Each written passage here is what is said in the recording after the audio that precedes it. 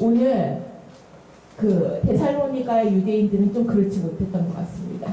그래서 오늘 17장은 무대가 데살로니가로부터 시작을 합니다. 데살로니가는 마케도니아라고 하는 지역의 행정 수도예요.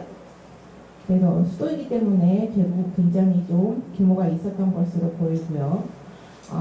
그 전에 빌립보에서, 그 전에 16장 빌립보에서 약 160km 정도 떨어진 곳이라고 합니다. 그러니까 바울의 여정이 굉장히 광대했다는 걸 알 수 있어요. 어떻게 이제 그때는 교통수단도 발달되지 않았었고 배를 타고 다녀야 되는 것이 최선인데 굉장히 큰 성교 여행들을 이제 다녔던 것으로, 광대한 여행들을 다녔던 것으로 보여집니다.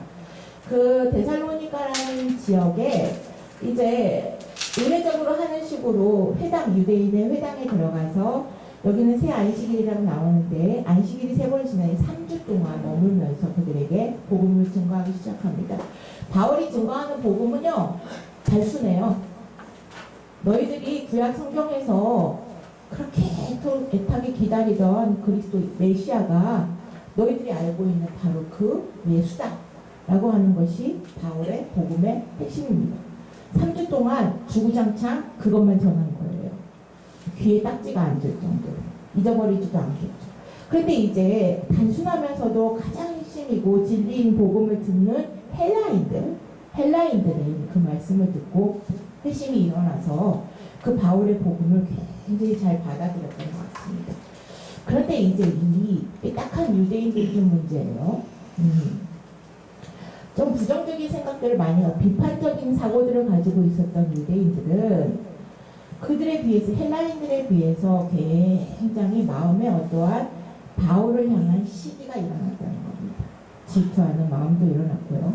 그래서 이 바울을 또 때려잡으려고 폭행하고 고문하고 이제 또 감옥에 가두고 이러한 일을 하려고 또 폭동을 일으키려고 합니다.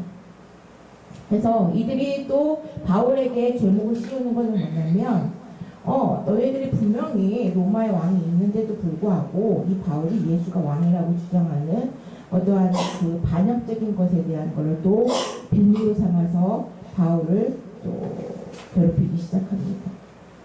이들이 예수를 신성모독죄라고 하는 것으로 해서 죄를 실려서 했던 것에 대해서 바울이 지적하기 때문에 거기에 대한 찔림이 이 가운데 일어나서 오히려 회심을 했으면 좋겠지만 그것들의 그 찔림이 오히려 화가 자신의 어떤 분을 이기지 못하는 것으로 표현이 되어서 나옵니다. 사람들은 지금도요, 진리를 전하는 어떤 진짜 바른 소리, 이것들을 전하게 되면 내 안에서 그것을 받아들이는 사람이 있는가 하면 어떤 사람들은 그것들이 감당이 안 되니까 오히려 그 말을 하는 사람한테 더 공격적으로 나오는 경우들이 있습니다. 그것이 자기의 어떠한 부러움일 수도 있어요. 여러분, 부러우면 진다는 말을 들어보신 적이 있어요? 네. 왜 부러우면 져요? 생각해 보신 적 있어요? 부러우면 지는 건가요? 우리 어제 토의가 내용이 이거였어요. 부러우면 왜 지는 건데요? 라고 하는 게. 부러우면 질투도 하게 되고, 네. 시기도 있고, 네. 거짓 회담도 있고, 모함도 있고, 그죠? 여러분 혹시 어떤 걸 누구 대상을 놓고 부러워해 본 적 있으세요? 아니면 지금도 부러우세요? 부러울 때 대부분은 이제 부럽다는 거는 내가 갖고 있지 못한 패를 누군가가 들고 있다는 것을 자기가 안다, 인식한다는 거예요. 그런데 이게 참 죄된 속성이 뭐냐면, 타락한 속성이 부러우면 나도 저 사람처럼 더 좋은 것을 갖고자 하는 그런 갈망에, 우리가 처음에 얘기했더니 긍정적인 에너지를 받으면 되는데, 사람의 이 타락된 속성은 뭐냐면요, 부러움은 진다는 말을 만들어낸 것처럼 공격적으로 나온다는 겁니다. 그래서 어떻게든지 그 사람을 깎아내리려고 해요. 우리나라 조선시대의 역사를 보면요, 이 반정의 역사예요. 누군가를 깔고 뭉개야 내가 올라간다는 이러한 말도 안 되는 이런 역사들 때문에 우리도 알게 모르게 그 부러움은 진다라는 것이 나도 모르는 사이에 튀어나올 수 있는 정도로 그렇게 됐다는 거죠. 부러움이라는 거는 지고 이기고의 승부에 나오는 단어가 그렇죠? 지고 이기고 한다는 어떠한 승부를 가릴 수 있는 것이 아니에요. 각자의 다름이 있을 수는 있겠지만 각자가 각자의 분량이 다름이 있을 뿐이지 그 사람과 나 사이에 어떠한 크기나 힘겨루기를 할 수 있는 단어가 아닙니다. 부러움이라는 거는. 그리고 그것은 나를 더욱더 성장시킬 수 있는 에너지로 작용을 해야 되지 누군가의 내가 군림하려고 하는 것들로 작용을 하게 되면 분명히 거기에는 병폐가 나타나기 시작해요. 누군가가 훼손하려고 한다고 하면은 내 영혼에도 분명히 상처가 납니다. 그런데 사람들은 대부분 그 부러움이라는 것을 공격적인 것으로 표현한다는 거죠. 또 나에게 좀 유익이 있고 내가 듣기에 편하고 그 다음에 내 생각과 맞아 오라 그러면은 웰컴 오 웰컴합니다. 오 수용하자. 그래 동의합니다. 다합니다. 그런데 조금이라도 내 생각과 어긋나거나 아니면은 나한테 조금 불이익이 온다거나 아니면은 이것이 아까처럼 이제 부러움에 어떠한 것이 작동한다거나 하면요 금세 상황은 역전됩니다. 그래서 그 사람의 말을 끝까지 들으려고 하지도 않고 그 사람이 무엇을 하려고 하는지 핵심은 온데간데 없이 내 분에 내 어떠한 그 연약함 때문에 사람을 공격하고 무시하고 그냥 끊어버리고 한다는 거죠. 자, 이러한 것들이 지금 유대인들의 안에서도 일어났다는 겁니다. 데살로니가의 유대인들 안에서도. 그런데 이제 말씀은 들음에서 시작이 된다는 것이죠. 믿음은 그 말씀을 들음에서 시작이 된다는 겁니다. 그러니까 이들은 그 믿음을 자기의 것으로 소유하는 것의 첫 스타트부터 잘못되었다는 거예요. 말씀을 집중해서 듣지 않으면 자칫 잘못하면 오류에 빠질 수도 있고요. 허탄한 것에다가 너무 연연해서 본질적인 것은 잃어버리고 부수적인 것에만 자꾸 내 생각과 내 혼을 빼앗길 수밖에 없게 된다는 거죠. 그렇다면 회복은 절대 일어날 수 없습니다.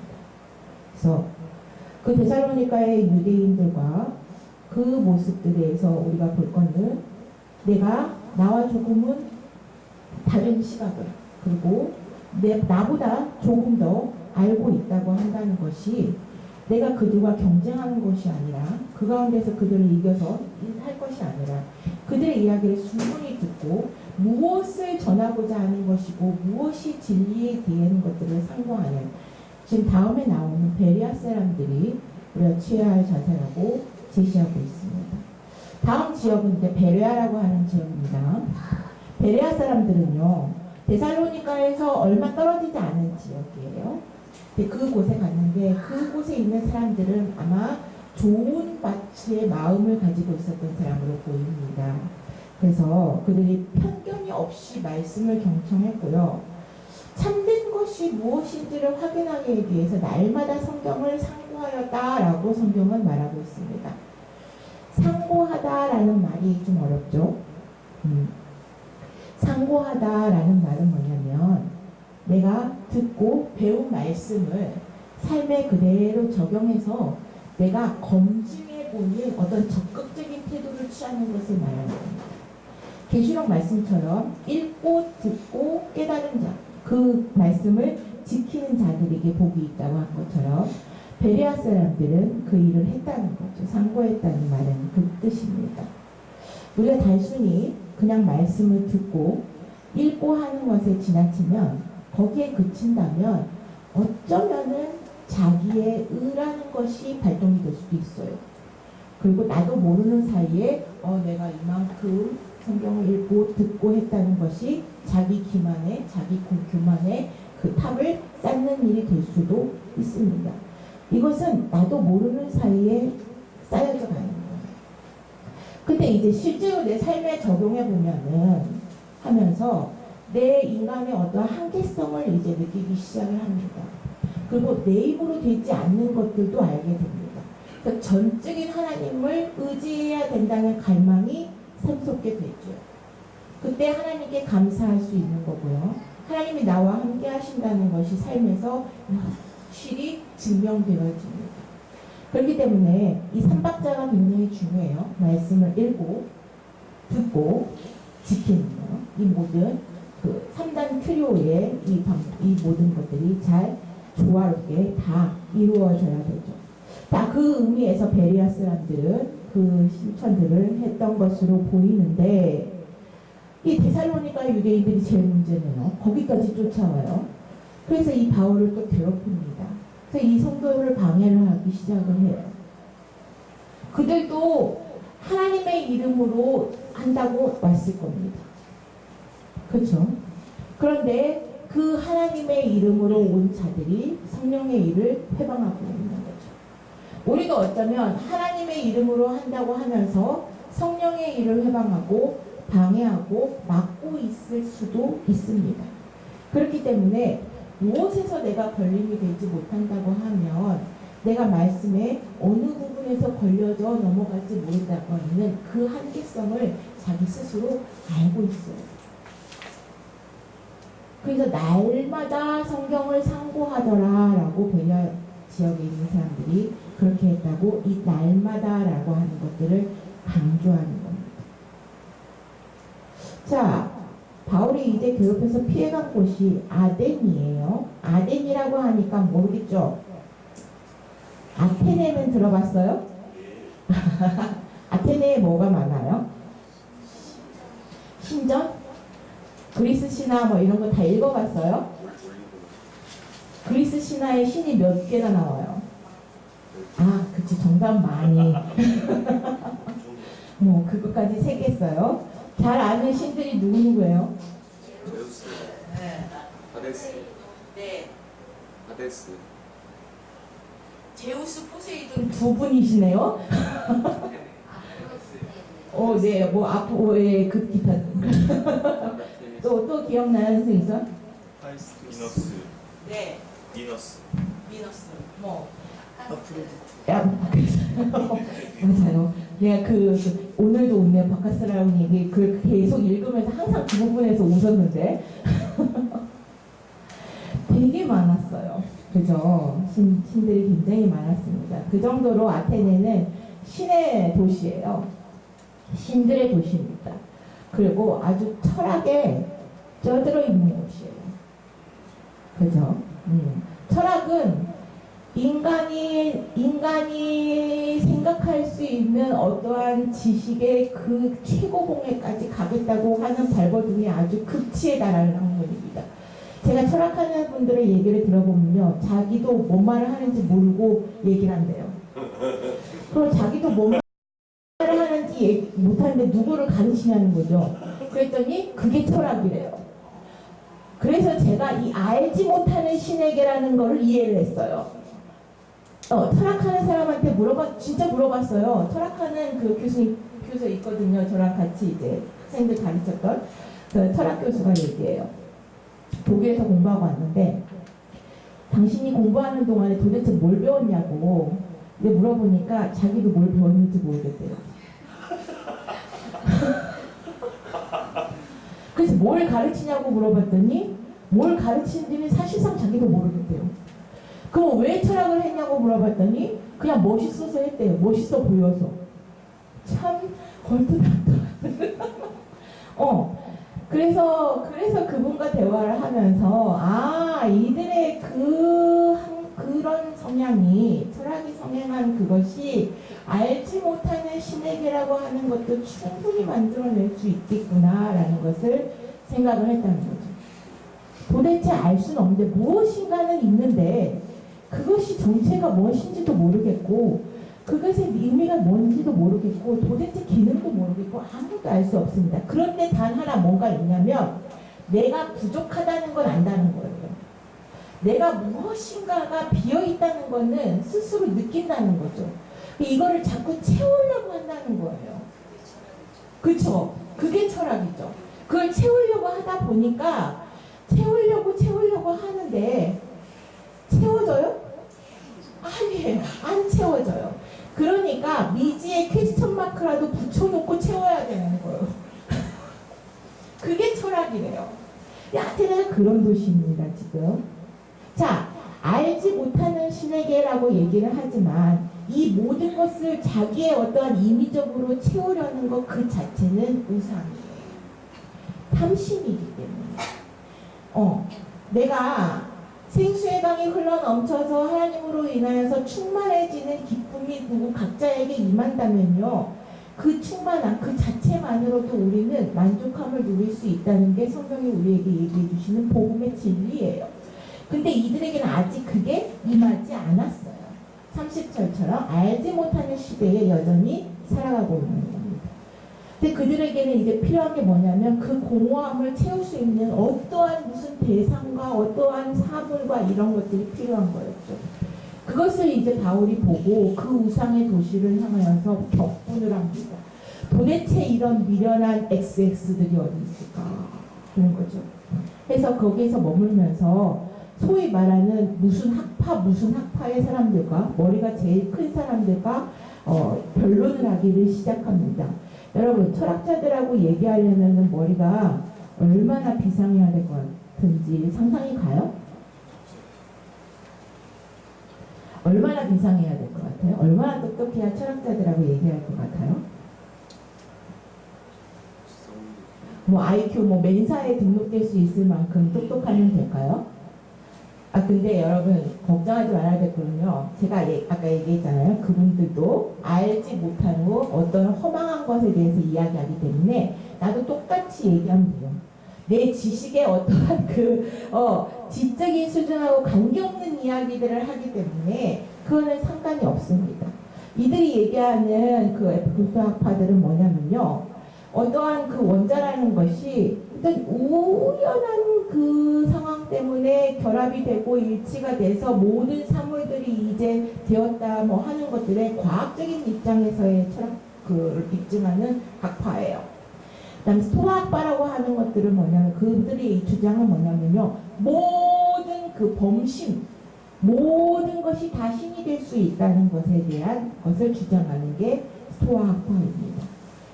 우리가 딱 들어서도 이것들은 다 허무맹랑한 얘기지만 자기들은 진리라고 믿고 지금 싸우고 있는 거예요. 바울이 그들에 대해서 지금 자기들이 얘기하고 있는 것이 아무것도 아니고 공허한 것이라는 것을 변론합니다. 그리고 그들이 계속 새로운 것이라고 추구하는데 그 새로운 것이라는 것이 시간이 조금만 지나게 되면 낡은 것이 된다는 거예요. 저 안에 계시는 4살짜리 상원이에게 가장 핫한 것은 헬로카봇이었나요? 아이스크림인가요? 자, 그런데요, 잘 보세요. 별로 그 시간이 지나지 않아서 이 관심의 대상은 자꾸 바뀝니다. 그죠? 식상해져요. 금방 별거 아닌 거 됩니다. 자, 그리고 여러분들 내가 뭔가를 딱 쟁취했어요. 그죠? 현규님 아이스크림을 먹고 싶었는데 더위사냥 아이스크림을 먹고 싶었는데 더위사냥 아이스크림이 딱 먹었어. 시원해졌죠? 그 다음에 또 더위사냥을 먹고 싶어요. 또 다른 아이스크림을 먹고 싶어요. 것 같아요. 또 다른 아이스크림을 먹고 싶을 것 같죠? 더위사냥을 또 먹고 싶은 생각은 아마 없을 수 있어요. 자, 이렇게 모든 것에 욕심이라고 하는 것은요. 어떤 거 하나에 이제 멈춰 있는 것이 아니라 계속 옮겨 다닙니다. 그러니까 이제 새로운 것이라는 것이 항상 새로운 것이 아니에요. 이것은 계속 낡고 공허한 것들로 다시 퇴폐된다는 거죠. 그러니까 이제 그것을 채우기 위하여서 자꾸 무엇인가를 만들어내기 시작한다는 겁니다. 근데 이제 그들을 향하여서 이제 더 이상 목마르지 않는 영원 불멸의 진리인 예수 그리스도의 복음이 증거되기 시작합니다. 그리고 그들이 얼마나 어리석고 무지하고 공허하고 불안정하고 불행한 삶을 살고 있었는지를 이제 증명해 보입니다. 그리고 얼마나 지식에 가장 추월한 그 높은 자리에 있다고 자부하는 아테네 사람들이 그 알지 못하는 신에게라고 하는 그 자체를 써붙인 것만으로 너희가 스스로 무지한 것을 증명해 보이고 있다고 바울이 변론하는 겁니다. 그 이전에는 그들이 이전에는 무지와 잘못 또 왜곡된 가운데서 막연한 대상을 향해서 이제 예배를 드렸다면 이제는 분명한 하나님이 어떤 분이신지를 알게 해서 그 진리 가운데서 하나님의 진리 가운데서 예배드리게 하기 위해서 하나님이 어떤 분이신가를 바울이 이제 조목조목 설명을 하기 시작합니다. 첫 번째로 바울은 하나님이 우주의 창조주시라고 이야기합니다. 그래서 당신들이 얘기하는 것처럼 무슨 원자들이 우연히 결합된 조합이나 뭐 범신론과 같은 것이 그러한 것이 아니라 모든 인격적인 창조주시고 그 모든 것의 인격적인 주님이신 그 하나님께서 인간들이 만들어 놓은 신전에 있다고 주장하는 것은 너무 터무니없는 일이다라고 하는 거죠. 그는 너희가 그 하나님에 대한 것을 제안하려고 한다. 창조주시다. 하나님은 우주의 창조주시다. 우주의 주인이시다라고 주장합니다. 둘째는요. 하나님은 생명을 유지하는 분이시라고 말합니다. 생명을 유지하기 위하여서는 먹을 것들이 공급돼야 돼요. 마실 것도 공급돼야 되죠. 숨쉬고 호흡하는 공기도 공급돼야 돼요. 여러 가지들이 다 공급이 돼야 되는 겁니다. 근데 사람은 이것들을 충족해 줄 수 있는 능력이 없어요. 그래서 하나님만이 우리의 필요를 공급해 주시는 것이고 우리가 하나님을 위하여서 무엇을 공급한다고 이야기를 하는 너희들은 잘못된 그 터무니없는 또 이야기들을 하고 있다. 자, 이것들을 보면 우리가 무엇을 하는 것으로 우리의 행함으로 인하여서 하나님이 만족해 되는 것이 아니라 하나님께서 우리를 만족해 하셨기 때문에 우리가 그 기쁨을 누리고 그 기쁨을 누림에 감사의 제사와 감사의 그 산 제사를 하나님께 드림으로 하나님은 또 만족함을 받으시는 거지. 그 원래의 그 받아진 것에 원천이 있는 거지 너희들의 드려짐으로 인하여서 신이 만족하는 것은 아니다라는 거예요. 셋째는 하나님은 모든 민족을 다스리시는 분이라는 것입니다. 그러면서 나오는 게 연대와 거주의 경계를 한정하셨다는 거예요.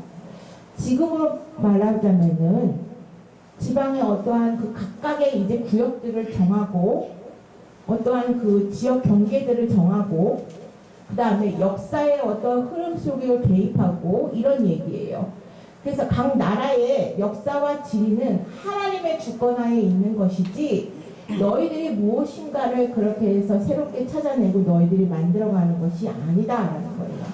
그럼 왜 하나님께서 이 연대와 거주를 정하셨냐라는 거는 어떻게 해서든지 너희가 더듬더듬 걸어서라도 이 자연계 안에서 역사 속에서 그리고 내가 거주하는 이 환경에서 이 지역 속에서 하나님을 조금이라도 찾으라 하는 목적에서 거주와 경계를 이 연대와 거주를 정하셨다는 거죠. 그렇다면은 하나님이 정하신 그 구역에서 내가 하나님을 알만한 것들을 찾아내야 되는 거예요. 하나님은 이 자연계 안에 그분을 알만한 것을 충분히 감추어 놓으셨다고 하셨어요. 그래서 내가 속해 있는 어떠한 그 소속되어 있는 곳들, 내가 살고 있는 곳들, 내가 살고 있는 이 나라, 그리고 이들의 역사, 이들의 민족, 모든 것에서 우리는 그 하나님의 뜻을 다 찾고 발견해 갈 수 있습니다. 넷째는요, 하나님은 인간의 아버지시라는 겁니다. 인간의 아버지시라는 것은 생명을 공급하시는 분이고 살아계시다는 거예요. 그렇기 때문에 금이나 은이나 돌로 만들어진 너희들이 그냥 네 임의대로 만들어진 것이 아니라는 거죠.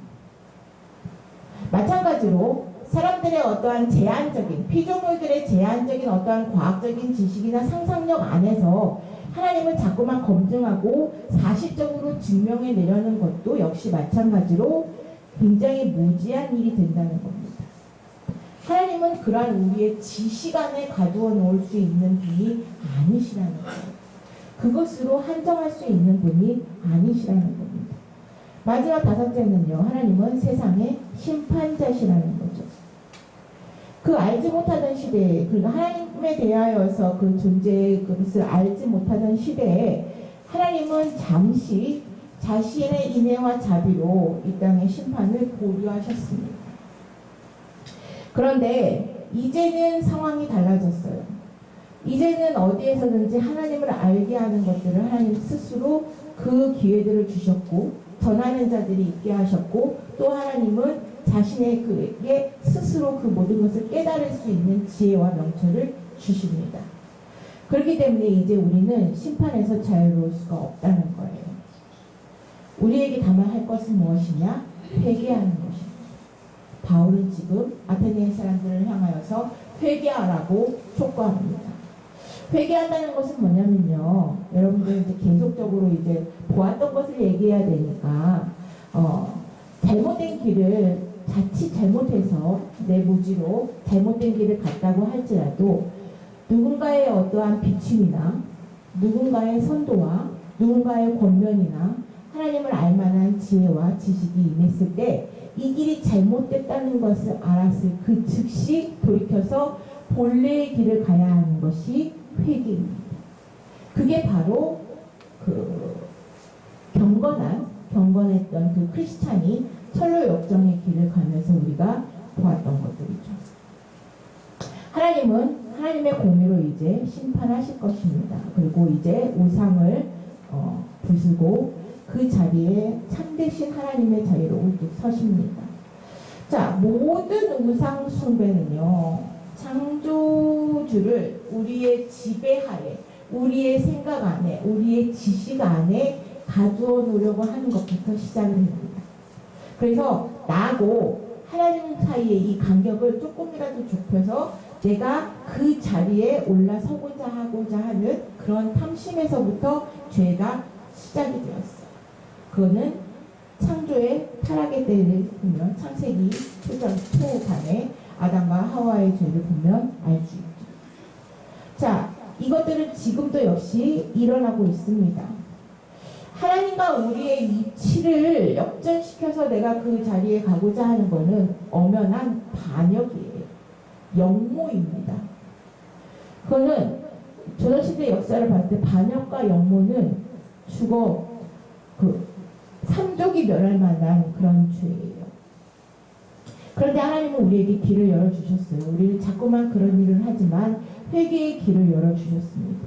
그래서 너희가 겸손의 자리로 다시 내려갈 수 있는 길들을 알려주셨어요.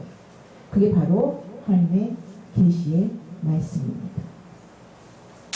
우상은 신의 대체물이고 하나님이 차지하셔야 할 어떤 이치를 점하고 있는 사람이나 사물이 됩니다.